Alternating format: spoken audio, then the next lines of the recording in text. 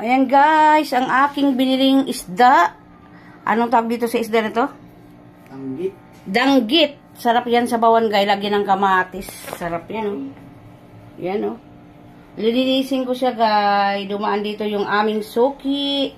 Yan. Ano natin yan guys. Pwede din siya paksiw. Pwede din siya sabaw. Yan. Pwede din siya idaing yan. Ang ating ulam para bukas. Danggit. Lilinisin ko yan guys. Lagay ko sa freezer. Yan. Ayan guys. Magluluto tayo ng isda na danggit. Mataba yan guys. Kaya nilagyan ko ng ano yan. Tanglad. Loya. Taba ng isda bawang. guys. Yan. Sabaw yan guys. Yan ang aking lulutuin ngayong gabi. Mayroon pa kami doong langka kanina na ginatan.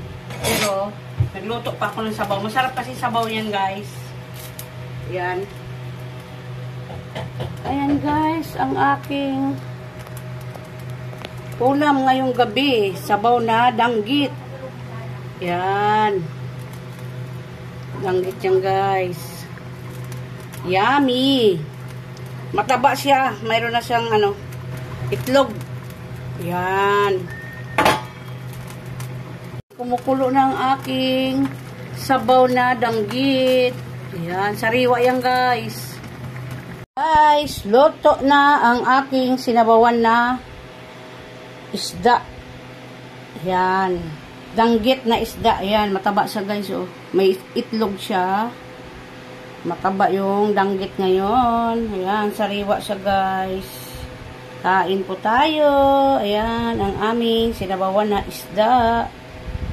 Ayan. Tapos may prito pa akong manok dito. Ayan. Yung pritong manok ko kanina, dinagdag ko lang ito. Ayan, 4 na piraso yan. May natira pa kanina isa. Ayan siya. Tsaka itong danggit na sinabawan. Ayan siya guys.